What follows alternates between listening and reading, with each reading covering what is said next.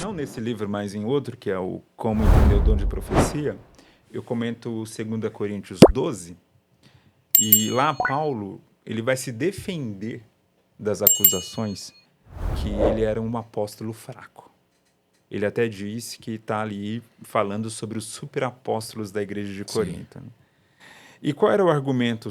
Assim, a gente pressupõe que o argumento era esse devido à defesa que Paulo faz, né? Provavelmente o argumento deles é que Paulo não tinha muitas manifestações do poder de Deus, enquanto eles deveriam ter todo o final de semana. Todo o frenesi lá. Exatamente. E aí é interessante, quando Paulo vai se defender, para mostrar, eu também já tive experiências com Deus, tem 3 características. A primeira, um constrangimento de Paulo em falar. Ele não quer falar. Ele diz, ó, havia um homem, ele usa até a terceira pessoa, né? Você vê, assim, um pudor de Paulo em falar da experiência que ele teve com o Espírito Santo. Outro ponto, ele fala, há 14 anos. Os caras tinham experiência toda semana. Ele vai lembrar de uma experiência de 14 anos atrás. Na hora que eu estava estudando esse texto, eu fiquei, assim, maravilhado, né? Nossa, que coisa linda, né? Assim, Paulo, ele está dizendo, eu sei o que é esse poder aí. Mas é como se ele falasse, mas isso não acontece todo dia, não, tá? Comigo foi há 14 anos. E aí ele diz, né, a experiência que ele vai até o terceiro céu, né, se no corpo, fora do corpo, eu não sei e tal. E outra característica dessa mensagem de Paulo é quando ele lembra da fraqueza. Ou seja, ele foi ali no terceiro céu, viu coisas extraordinárias que não podia nem falar, mas ele saiu daquela experiência como?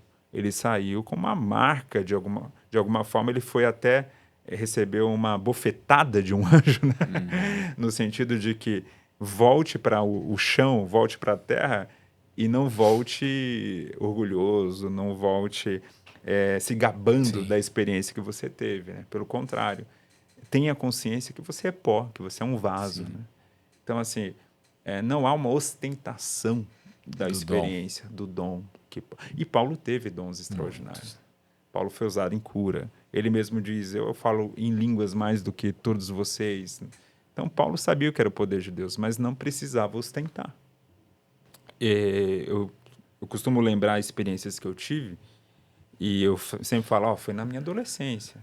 Eu tive uma experiência até muito semelhante que Paulo teve, de um momento de a experiência ser tão intensa que eu, de fato, estava pensando que eu já tinha chegado no céu. De tão intenso. Tão poderoso tão que foi. poderoso. Eu fiquei naquela coisa, estou na terra, estou no céu. Né? Assim, envolto numa luz, num poder tão grande. Mas isso foi em 2006, talvez. E marcou sua vida. Marcou a minha vida. Eu sei o que é o poder do Espírito Santo, eu sei como é bom, mas eu não espero que aquilo se repita todo final de semana. E talvez não seria tão bom que se repetisse todo final de semana. Sim. Sabe? Justamente porque marca a sua vida, né? Casamento não é todo final de semana, né? Aniversário é uma vez por ano. Embora hoje em dia os pais fazem aniversário, o mêsversário, né? E minha esposa fez do primeiro filho, mas do segundo eu não deixei, não. Foi, não, pelo amor de No Deus. segundo nem os tio aguentavam mais. Vai ter de novo, todo mês? Já pensou, né? Com a experiência com Deus é a mesma coisa, né? E aí é interessante. E o céu, né? A gente fica pensando assim, por que aqui na Terra a gente tem essa experiência em que o extraordinário, se ele for em excesso, ele vira enfado, né? Ele deixa de ser extraordinário. Exatamente. Mas no céu a gente vai se libertar disso. De alguma forma a gente vai ter uma experiência com Deus, em que ela é de alguma forma tão extraordinária, mas ao mesmo tempo não é cansativa, né? Então é uma coisa maravilhosa. Eu lembro do Apocalipse capítulo 5, que diz que os anjos cantam diante do trono dia e noite, sem parar, a mesma canção. Santo, santo, santo. E é interessante que o texto observa isso, que eles cantam sem cansar, né? Sem parar nesse sentido. Então, esse momento vai chegar. Esse momento é a eternidade. Sim. Vai ter um momento que eu vou estar envolto de uma experiência extraordinária que nunca vai se esgotar. Que essa vai ser a nossa vida. Vai ser a nossa vida, mas não é agora. Exato. E aí, cada experiência que eu tenho de maneira isolada, eu estou vivenciando um pedacinho do céu. É maravilhoso. Mas ainda não é possível viver plenamente o céu na Terra. A gente ainda está nessa tensão, né? Como diz o George Lett, né? É o já, ainda não. Né? Eu já posso experimentar um pedacinho do céu, mas não o céu completamente. Até porque quando a gente olha para o ministério de Jesus, e Jesus fazia as coisas muito naturalmente. Não tinha que preparar o ambiente. Exato. Você vê isso com os apóstolos. Você vê ali em Atos 1:8, Atos 2, a manifestação do Espírito Santo de maneira poderosa, extravagante, mas depois você vê os apóstolos fluindo no dom. O apóstolo Pedro e João chegam na porta do templo e simplesmente falam para o homem, cara, levanta, não tem nada para te dar, mas levanta e anda. Sim. De Mas maneira mesmo natural. Atos 2, eles estavam sentados. Sim. Ou seja, estavam 10 dias já esperando desde que Jesus subiu aos céus. Não sabiam quando ia acontecer. Não sabiam nem o que ia acontecer, né?